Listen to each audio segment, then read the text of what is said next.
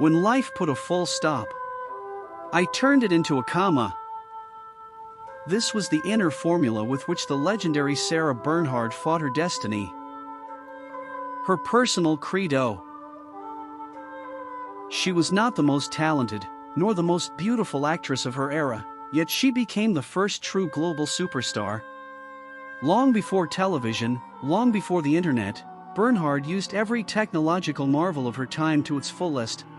Photography, sound recording, the telegraph. Her face appeared on countless postcards and magazine covers. Her voice reached audiences far beyond Europe. She was everywhere. Every step she took was calculated. Sarah meticulously built her public persona and became the first to transform her own life into a work of theatrical provocation, yet people believed in her sincerity, in her authenticity. No one could dictate her roles. If she wanted to play men, she did. Here she is as the 20-year-old son of Napoleon at 56. The audience called her back for 30 curtain calls. Often she seemed to have stepped out of a painting, wrote Oscar Wilde, with a voice of singing stars. Can you imagine? She slept in a mahogany coffin lined with a thick mattress stuffed with love letters. Superstitions aside, she lived nearly 80 years. Her life was filled with exotic animals, toward whom she was not always gentle. She once shot a boa constrictor that had swallowed a sofa cushion.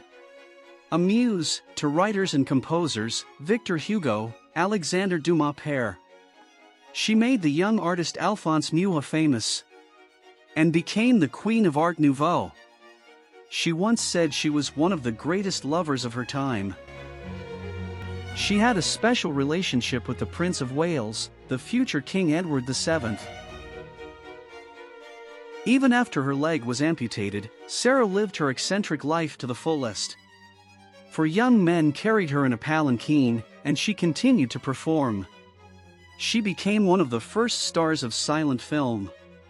And did you know that Madame Bernhard was also a gifted sculptor? At a 2017 Sotheby's auction, her sculpture Ophelia sold for £308,000, a record for her artistic legacy.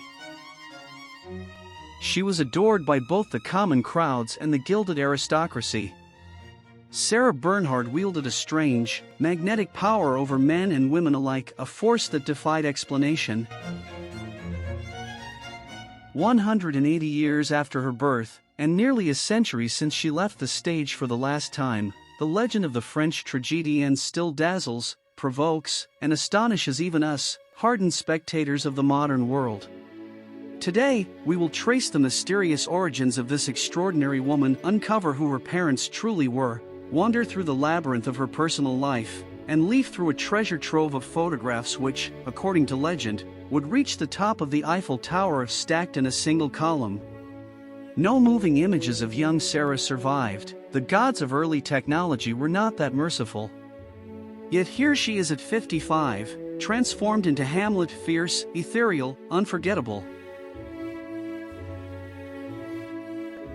Henriette Rosine Bernhard, this was the name given at birth to the future icon, born in October 1844 in Paris.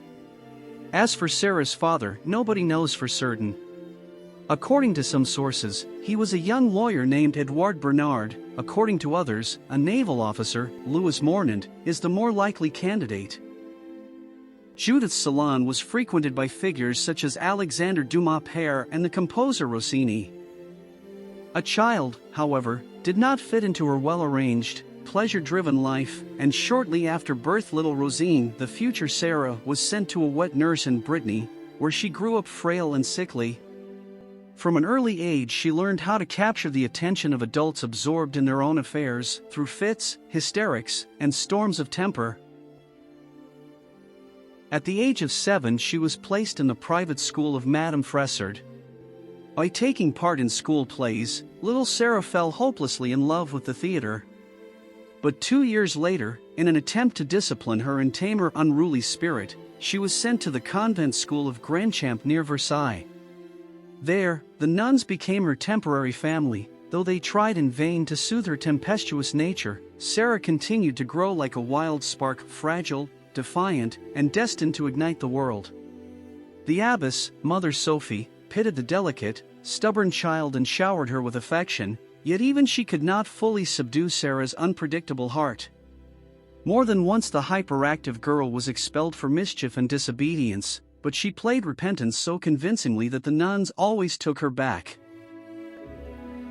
From birth, Sarah was frail. Her extreme thinness and a persistent cough that threatened to turn into tuberculosis worried her doctors endlessly. Year after year, they predicted the little girl's early death. Eventually, having grown used to this grim fate, Sarah persuaded her mother to buy her a beautiful coffin.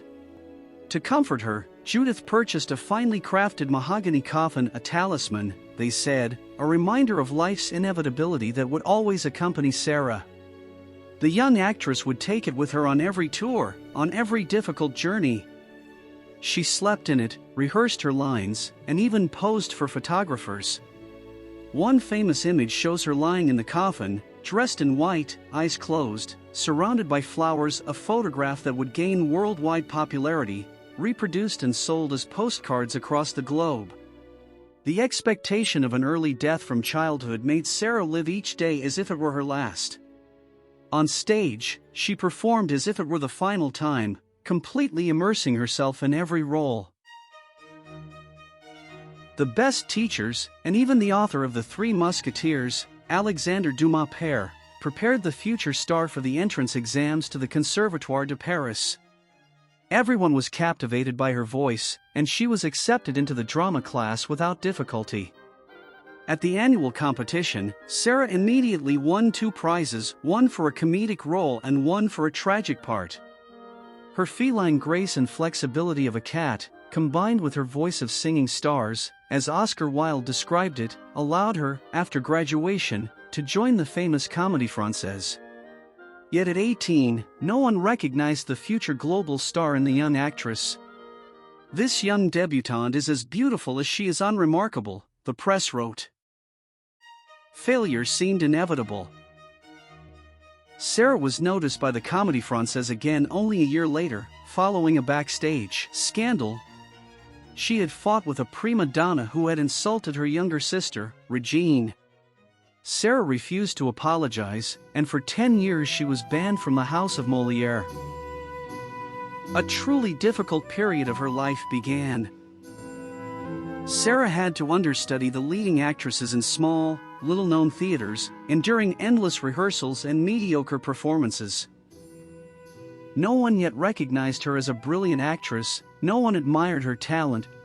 She withered like a flower without water, and for a fleeting moment even considered leaving the stage, imagining a quiet life running a little pastry shop with roasted almonds and sweet cakes. In 1864, armed with a letter of recommendation from Alexandre Dumas himself, Sarah traveled to Brussels, where at a ball she met a nobleman, Henri, Prince de Ligne, or Duke Henri, a representative of the highest European nobility. It was love at first sight, and mutual. The Duke was willing to marry Sarah, but only on the condition that she leave the stage.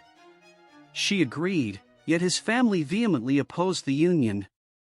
Sarah refused to fight them, persuading her beloved that she could never live a life without the theater. She returned to Paris, and on December 22, 1864, her son Maurice was born. Sarah wanted no more children, her heart and soul belonged to the stage. She dreamed of performing, of shining, and she devoted herself entirely to that goal.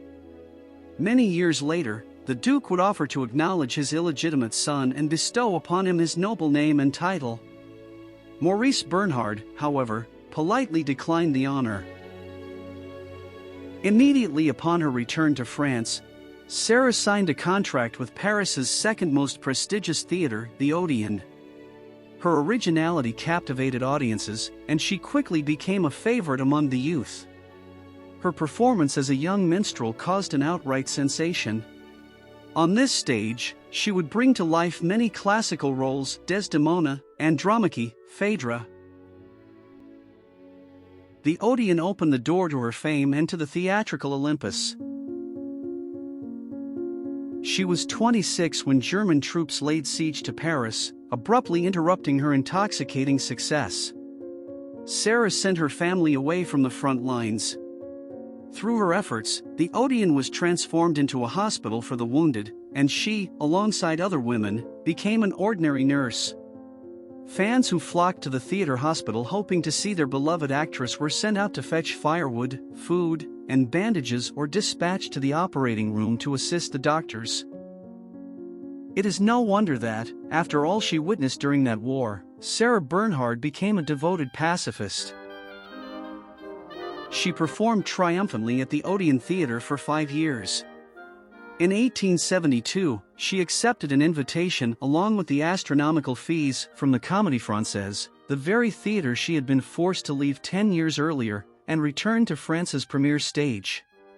Beyond her portrayals of exquisite ladies, her repertoire now included a host of male roles. The pinnacle of Sarah Bernhardt's artistry was, of course, her death scenes and final moments on stage. Her performance in Alexandre Dumas fills the Lady of the Camellias moved audiences so profoundly that their sobs often drown out their own applause. In this role, she convincingly died over 3,000 times. As Cleopatra, Joan of Arc, and in other roles, she would leave the stage lifelessly, only to triumphantly return for the next performance.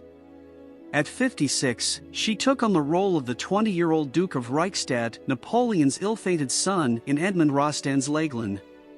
The premiere was a sensational success, and she was called back for 30 curtain calls. Even Konstantin Stanislavski admired her, regarding her technique as the very perfection of theatrical mastery. Victor Hugo, dazzled by the young actress's performance, famously fell to his knees before her right on the stage after the premiere. "Madam, you are magnificent in your grandeur. You moved me so deeply that I wept.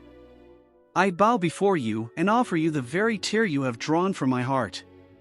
His gift was a sumptuous bracelet crowned with a large diamond, perhaps the very first stone in the remarkable collection of jewels I will tell you about in the second part of this film.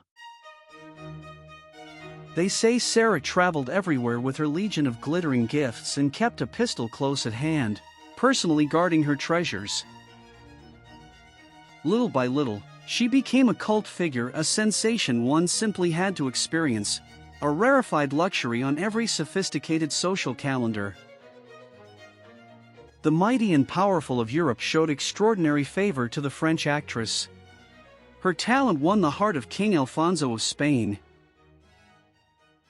King Umberto I of Italy showered her with gifts. And Franz Joseph I, Emperor of Austria-Hungary, was equally generous. Madame Bernhard toured Russia 3 times, and the most family-minded of monarchs, Emperor Alexander III, also presented her with a splendid bracelet. King Christian IX of Denmark placed his royal yacht at her disposal, and during her European tours she spent her weekends at the ancestral castle of Duke Friedrich. As for romantic legends, the list of those who claimed a special connection with the divine Sarah includes the Prince of Wales, the future Edward VII, and Prince Napoleon, the nephew of the great Emperor Napoleon I. She wasn't the most outstanding actress even by the standards of her own time, but her energy was astonishing. It seemed she could do 100 things at once. And no one could quite figure out when she actually slept. In her little coffin. She designed her own image, both on stage and in everyday life. Knowing exactly how to highlight her features, Madame Bernhard invented her own actor's makeup, a method still in use today. She would tint her ears to emphasize the noble pallor of her face, and even colored the tips of her fingers, making her gestures strikingly expressive. Did you know that Sarah Bernhardt was also a talented sculptor? Despite her slender frame, she handled chisels with remarkable skill. Madame Bernhard once attended anatomy classes with keen interest and occasionally visited Parisian morgues. The knowledge she gained in these areas would later prove invaluable. Her early sculptures were sometimes dismissed as the eccentric hobby of a famous actress, but over time critics recognized her unique artistic identity. The great Auguste Rodin acknowledged her talent, though he found some of her works somewhat archaic. At a Sotheby's auction in 2017, her sculpture Ophelia sold for a record £308,000 for Sarah Bernhardt's artistic legacy. Today, around 50 of her sculptures are known to exist, preserved in private collections and museums. By the way, the actress also pursued painting with passion.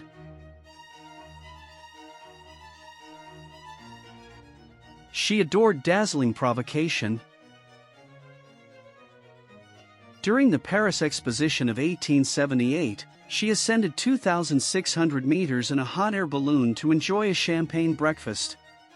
The director of the Comédie Française nearly had a heart attack. If the balloon had fallen, as almost everyone feared, his theater would have been ruined. Bernhard later captured her experience in the charming tale Dans les Nuages, in the Clouds. She descended into underground caves, rode on her own coat near Niagara Falls, visited Thomas Edison in his New Jersey laboratory, and made her first gramophone recording. During the Comédie Française tour of England, Sarah Bernhardt's success was astounding. Oscar Wilde would later call her divine and dedicate Salome to her, making her his muse. Sarah breaks her contract with Comédie Française and organizes her own troupe and sets off to conquer the New World. Performing under tents and in open-air arenas, the Bernhard troupe gave 157 dazzling and commercially successful performances in 51 American cities, and upon returning to France, brought back a chest full of gold coins. Sarah Bernhard would return to the United States several more times, always achieving great success with her troupe, which included her sister Jean. She would conquer Australia and South America. Only Germany would not see her. Sarah could never forgive the Germans for the siege of Paris. In 1882, in London, Madame Bernhard married one of the most handsome men in Europe, Aristides Damalus, a military attaché in the Greek diplomatic corps. He was 9 years younger than the actress and a compulsive gambler. Contemporaries described him as a spoiled, capricious beauty, somewhere between Casanova and the Marquis de Sade. Their marriage lasted less than a year. Damalus pursued young actresses and later became addicted to drugs. Despite their divorce, Sarah cared for her former husband until his death from the effects of cocaine and morphine. Sarah's only son and constant companion, Maurice Bernhard, was not spared from addiction either. Maurice was a gambler, and Sarah had to rescue him from his destructive habits as well. Her energy seemed boundless, enough for everyone. At the age of 23, he married Princess Maria Teresa Jablonska, and they had 2 daughters, Simone and Lizzie. Maurice outlived his mother by only 5 years, while Sarah continued to captivate men for many years. At 66, in the United States, she met Dutch actor and model Tellegen, who later called their 4-year relationship the best years of his life. He was 37 years her junior. From him, sculptor Auguste Rodin created his famous Eternal Springtime. The overflowing energy of Madame Bernhard was breathtaking. In 1893, Sarah Bernhard purchased the Théâtre de la Renaissance in Paris, becoming simultaneously its director, artistic director, and leading actress. About 5 years later, she acquired the Théâtre des Nations, which she renamed Theatre Sarah Bernhard. This beloved theater remained under her care until her death. Posters for her performances were designed by Alphonse Mucha. In 1900, Sarah Bernhard became the first professional actress to appear on film in her famous duel from Hamlet. She even managed to bring Marguerite Gautier to life on screen. However, it is said that she never acted in films again, as the camera mercilessly highlighted her age and fuller figure. During World War I, Madame Bernhard could not remain on the sidelines and traveled to the front lines performing concerts. For her civic engagement, she was awarded France's highest honor, the Légion d'honneur, in 1914. During a tour in Brazil, Sarah Bernhardt injured her knee in a misjudged leap from a parapet during the final scene. The consequences of this injury proved catastrophic. Persistent knee pain eventually led to the amputation of her leg 10 years later. For her performance in La Dame aux Camélias, Sarah adapted to performing while sitting or lying in bed. The expressiveness of her face, her hands, and her phenomenal voice more than compensated for her immobility. Even with a prosthetic leg, she remained one of the greatest actresses of her time. Madame Bernhard drank life to the fullest, with passion and abandon. She left this world as gracefully as she had lived. According to a script she had written herself. 6 handsome young actors carried her coffin, the infamous mahogany coffin that had long awaited its moment. Tens of thousands of people lined the streets of Paris to witness her funeral procession, and the road she traveled was literally strewn with camellias, her favorite flowers. Epical personalities are not born easily, nor on their first attempt. They move from defeat to triumph, and again from defeat to triumph. They understand, as long as you keep trying, it's not a defeat. True defeat comes only when you give up. Good luck to you, whatever you start. Please subscribe and support our new channel, it's completely free. And thank you for joining us today.